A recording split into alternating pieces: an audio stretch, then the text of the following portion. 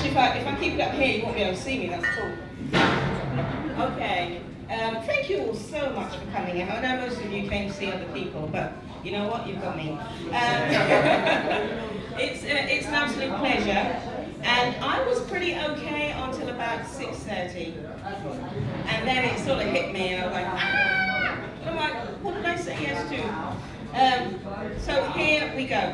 Well, I tend to write a lot of things, and like most of you writers, poets, authors out there, I write about everything and anything. So I'm going to take you through my mind tonight. Good luck with that. So I write prose or short stories. I write songs occasionally. I'm not singing tonight, and poetry. So what I thought I would do, I will start out with a short story taken from a little pamphlet that I wrote, put together, published last year, which is about my childhood. So I'm going to share a little story from it. I am crap at reading my own stuff, I should tell you that. But I'm going to read, it's called To Be There. I'll just read, okay? Cool. No one's got any tomatoes or eggs and stuff like that in your bags, have you? Okay, I'm cool. All right, so here we go.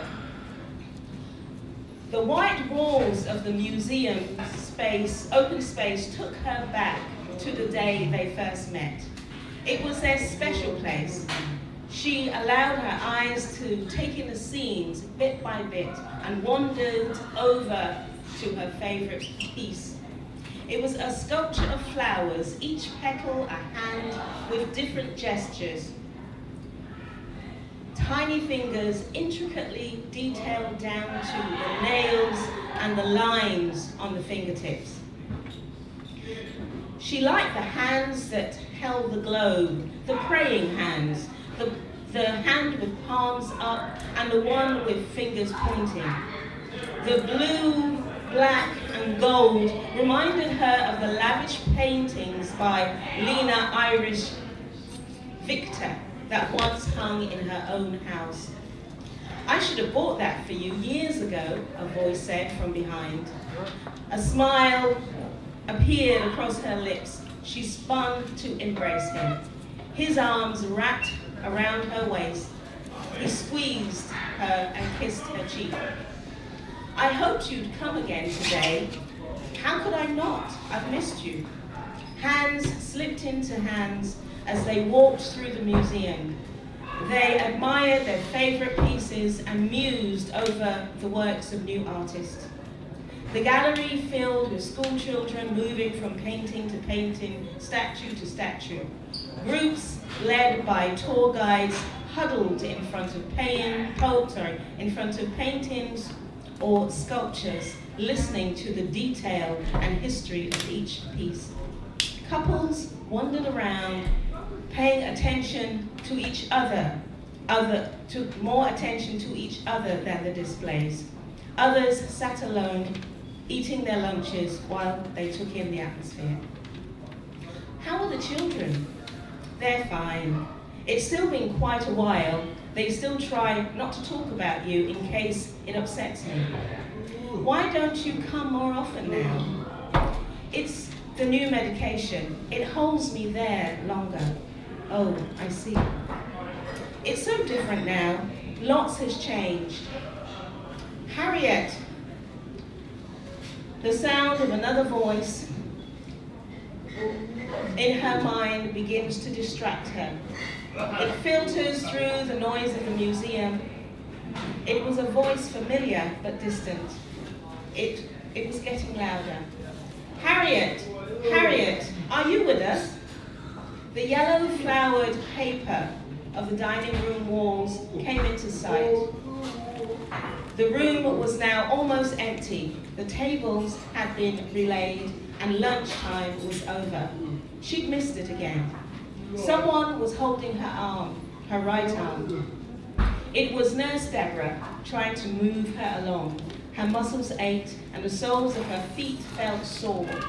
The pain in her right arm was the strongest it had ever been, held high above her head in her catatonic seizure.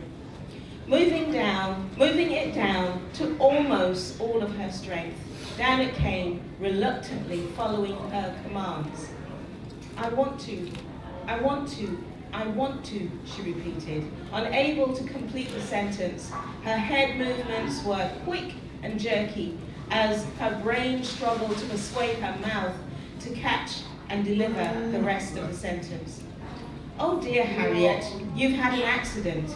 We'll have to get you cleaned up. Never mind. Let's get you back to your room. I want to pee, she finally managed to say. Yes, I know, Harriet. I think you've done it already. At last her body straightened up, her foggy mind cleared, and she was back in control. She was back here, slowly and more easily she walked with Nurse Deborah to her room. She didn't want to be here. She wanted to be back there with him. Thank you.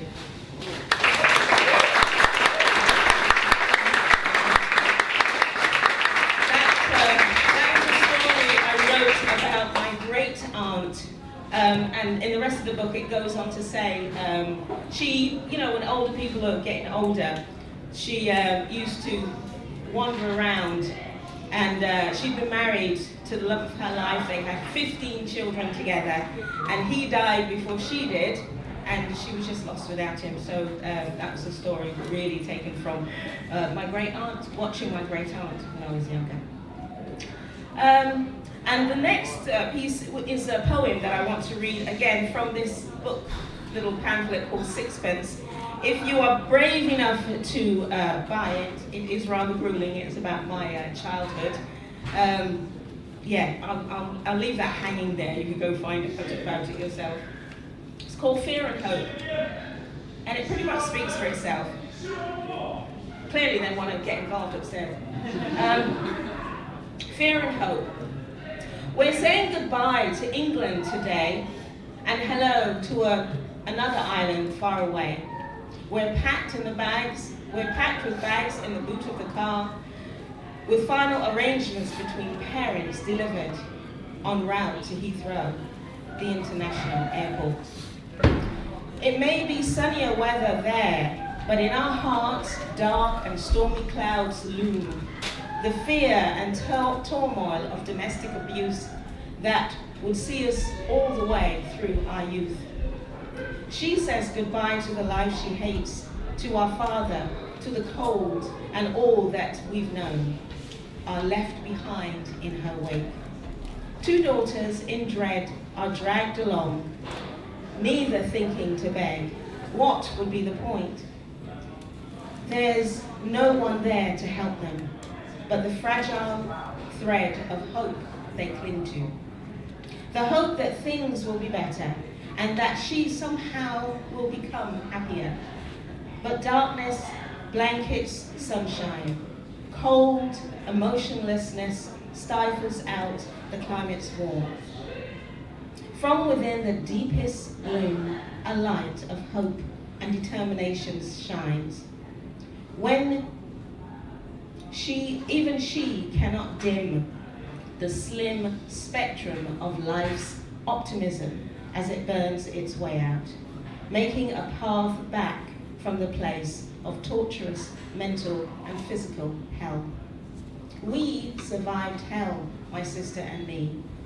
We held on to hope against the tide to find a better life, a destiny. Only as adults, independent and free, can we now smile. Thank you.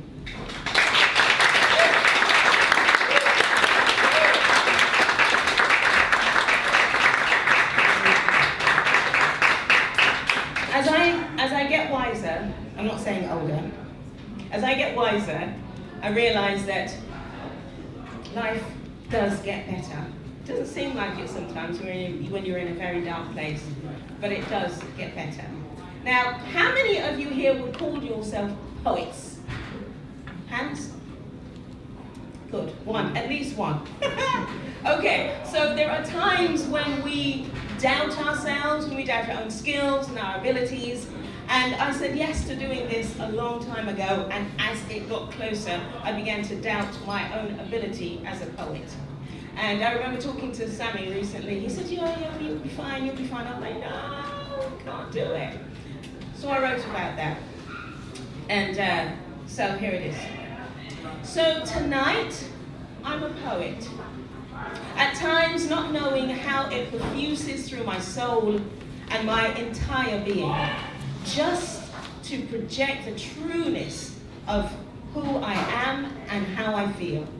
Tonight, I'll take you with me through the meandering woods of my mind, my emotion, the physicality that makes me me. Yes, tonight, I'm a poet. The truth is, I've always known it, but mostly put it aside to ride the platforms of what we're told we must be to succeed. This has only led to miseries. Tonight, I stand up. Tonight, I stand here and boldly declare, I am a poet. And yes, I know it. And in all my irreverence to tradition and what scholars insist a poet or poetry should be, tonight, tomorrow, every day, this is me. I am a poet. And being a poet sets me free. Thank you.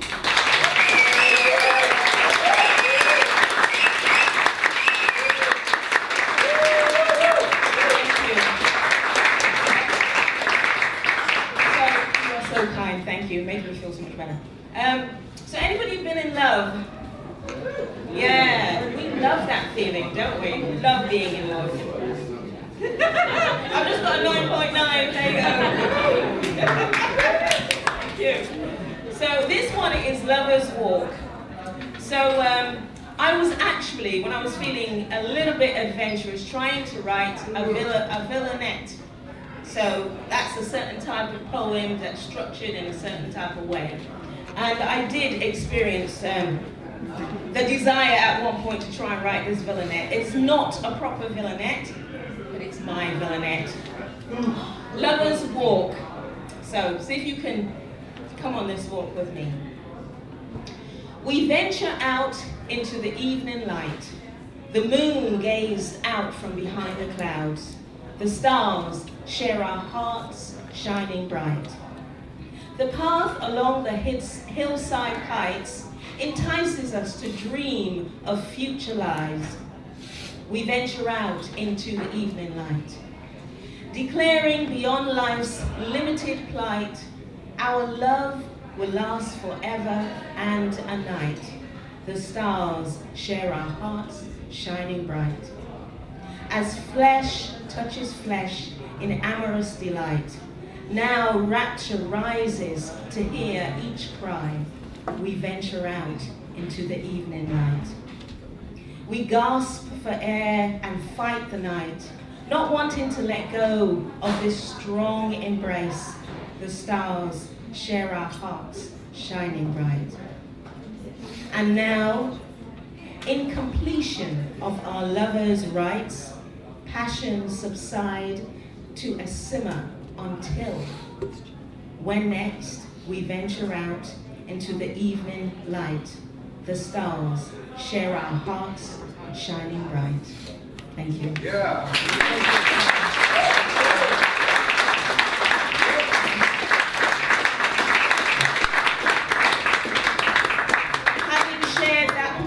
Poem, I take no responsibility for any children being born tonight. I'm a good godmother though, that's what I'm saying.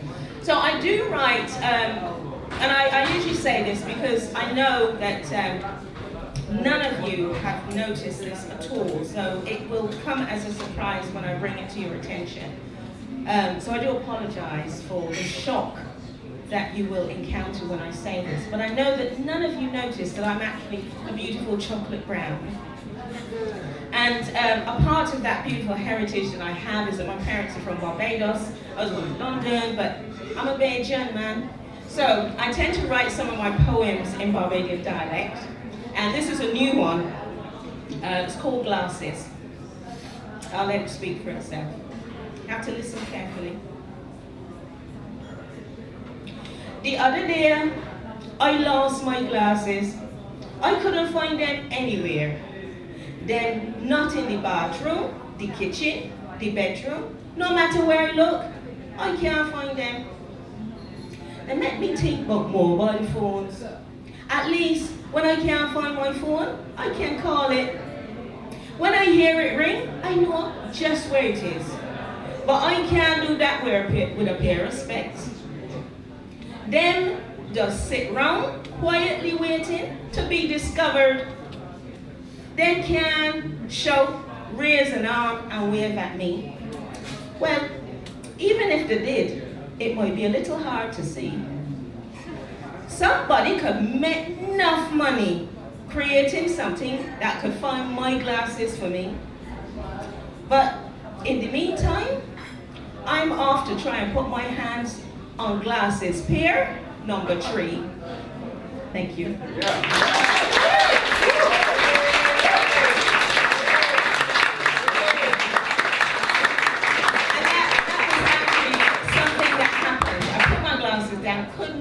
I was so annoyed.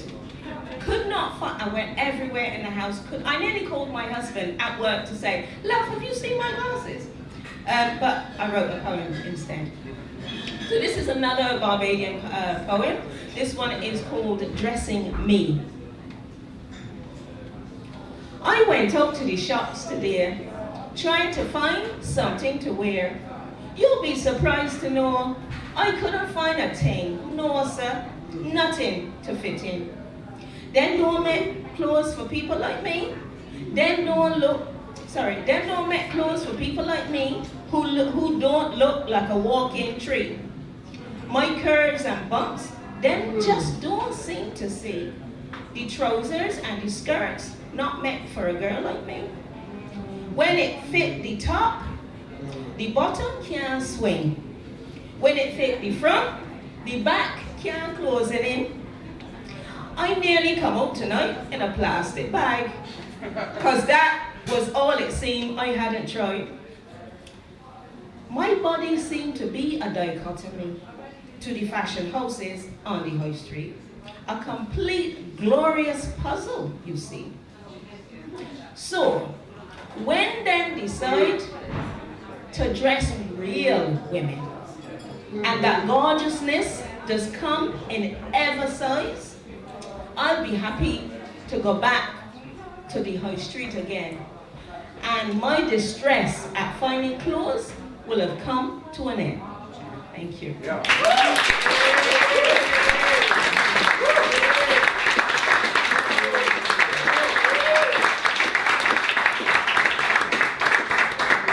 I've also noticed that as I get wiser, I'm becoming a little bit more free with my political views. And so, you know, some poems have come up that I tend to write about politics in my own way. So this one I wrote, you know when all the hoo-ha happened, that Harry had actually asked Meghan to marry him, and there was all this talk about, oh my God, black blood in royalty, and all of that. Well, if you ain't got black blood in your family, you're missing out, let me tell you now. Just get it sorted, all right?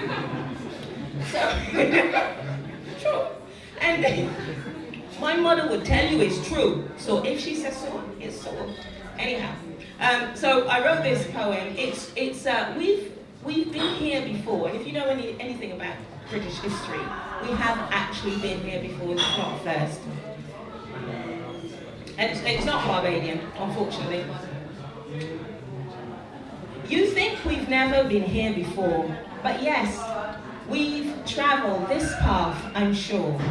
Queen Charlotte ruled Britain and Ireland from shore to shore.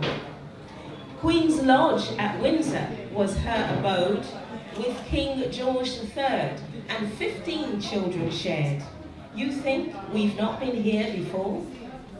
In these days, ignoring the past can be such a bore, pretending the line is only white European and nothing more. Queen Charlotte ruled Britain and Ireland from shore to shore. Now, just as Prince Harry has chosen a woman he adores, her ancestry is joint black and white. You think we've never been here before? In times when marriage choices are made on love and not on union of country, state, or political debate, Queen Charlotte ruled Britain and Ireland from shore to shore. We wish for them happiness, joy, and so much more, bringing unity to the hearts of people looking on. You think we've never been here before, but Queen Charlotte ruled Britain and Ireland from shore to shore. Thank you. So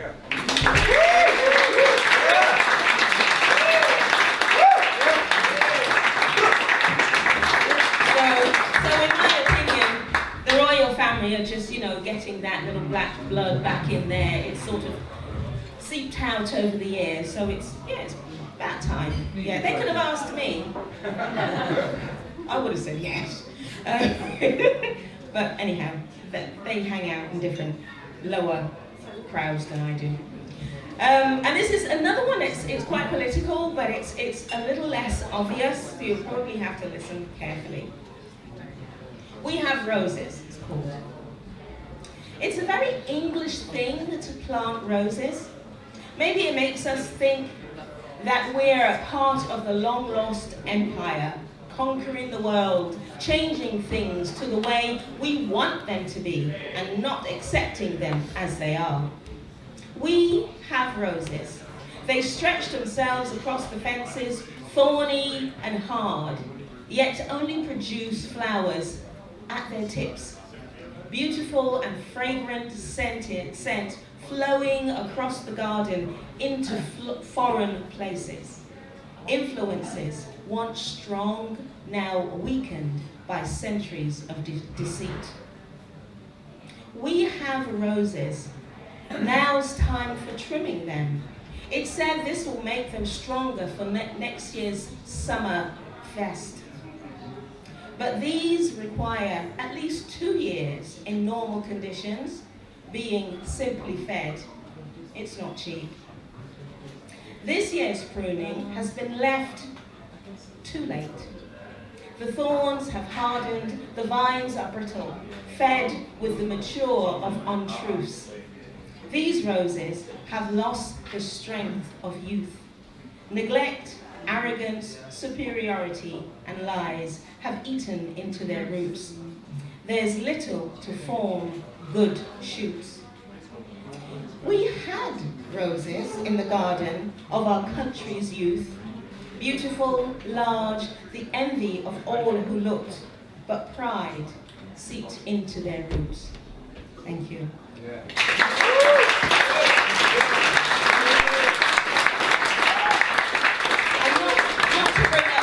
Not to bring up the Brexit thing, but that sort of reminds me of sort of where we are in terms of Brexit and the lies we've been told and all of that sort of stuff. So that's a little bit of politics to soothe your night. How much time have I got? How much longer do you want? I don't know, how much time have I got? How many more puppies? I've got 100. What hours? Like 5 minutes, okay, cool.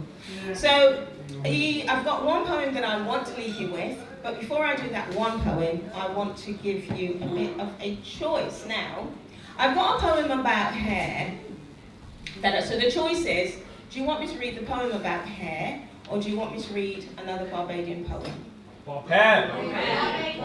Okay, hair, put your hands up. Hair, okay, fine, thank you. Barbadian, woo! Okay, I think Barbadian have it. Hold on a second.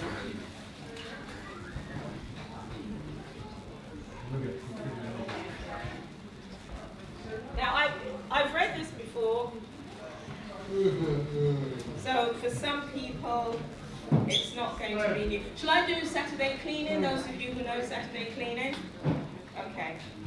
Okay, so Saturday cleaning. So the thing behind this Saturday cleaning poem is a tradition in our culture, probably like, Asian cultures and stuff. Saturday was like shopping and cleaning the house. That's your only thing. Nothing else happens on Saturday. So at some point I realized I was a grown woman. I know, it took me a while. And I was still doing this in my own house. I was still getting up on a Saturday morning, rushing to the shops and cleaning the house. So I thought, what is that about? So as you do, you write a poem, absolutely. So this is, but you have to say it properly with me. It is not Saturday cleaning. That's my English sort of Saturday cleaning. This is how you say it. Saturday cleaning. Saturday cleaning. Right, okay. Saturday cleaning. I spend the afternoon and most of the day cleaning the dust and the dirt away. Where nobody else to see this dirt, nobody else to see the mess. It's only me that can clean the best. It's only me does get no rest. Who said that just because I'm a woman, that it's my job every Saturday morning to scrub the house while everybody else just chilling out? I'm the only body living in this house. I'm the only body does make the mess. This Saturday morning cleaning does seem to have a voice, does seem to speak a language, does come to life, boy. It stepped back from the days when we the slaves and had to clean the master house every Saturday. Cause Saturday night, then we used to make enough noise with the partying and the drinking and the dancing both. So as a slave, you didn't have a choice. But now, nowadays, this is my house. And I don't have to hear the master voice. I know it's my honest choice. To clean or not to clean is my house. So come Saturday morning, I can stay in my bed, rest my bones and relax instead. I will clean my house when I'm good and ready. And if you don't like it, you got a choice. You don't have to come. You can stay where you is. Or you can choose to clean my house instead. I ain't gonna complain. I be happy. You can call me master, and I will call you nanny. Thank you. Yeah.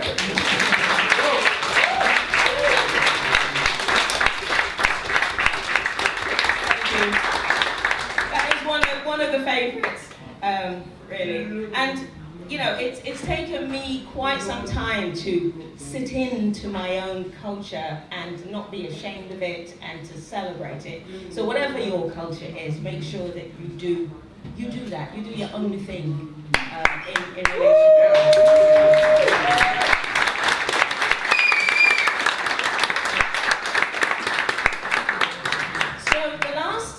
I'm going to share with you. I want to leave it as a gift, something for you to think about. I do tend to adopt people, and I have lots of children that I have adopted.